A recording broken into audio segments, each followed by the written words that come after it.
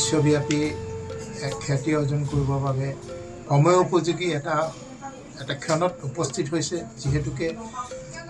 ৰাম মন্দিৰ অযোধ্যাৰ ৰাম মন্দিৰ দেশ বিদেশৰ পৰ্যটক শিষ্য ভক্তৰ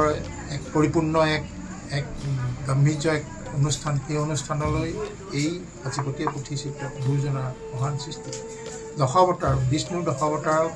তালৈ প্ৰেৰণ কৰা হ'ব তাত স্থায়ীভাৱে যিহেতুকে এয়া